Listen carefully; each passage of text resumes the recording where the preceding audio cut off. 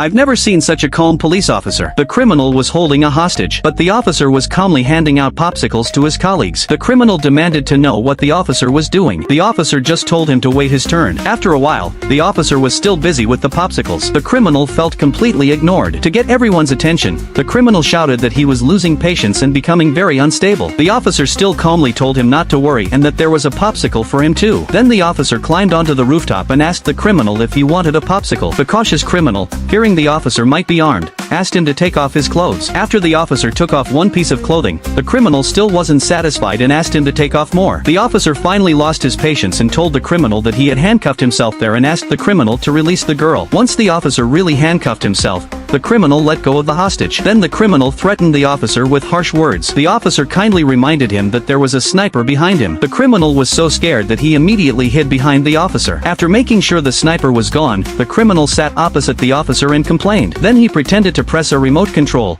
thinking he would die with the officer. But the officer didn't panic at all. The criminal was very angry and shouted at the officer to kneel down and beg for mercy, crying. As soon as he finished speaking, all the fully armed SWAT team members withdrew, and even the safety air cushions at the bottom of the building were taken away. The criminal was completely confused and asked the officer why they had withdrawn. The officer told him to take a medical report from his pocket. The results showed that he had terminal cancer. The criminal said that was the officer's comeuppance, but the officer didn't care. He was going to die soon anyway. This time, it gave him a chance to go down together. In this way, he would die in the line of duty and be very honorable. Then he sat down next to the criminal, which startled him. The criminal said he didn't want the officer to die a heroic death, but the officer was grateful to him for giving him this opportunity. He also told the criminal that he had asked the people to withdraw. Then he got up to grab the remote control. The criminal panicked. He didn't expect the officer to really be fearless, so he immediately asked the officer to calm down and not to be impulsive. He told him to think about his family and to have faith in medicine. The officer was very impatient. He told the criminal not to waste time and then asked him if he loved him. The criminal was stunned and cursed him,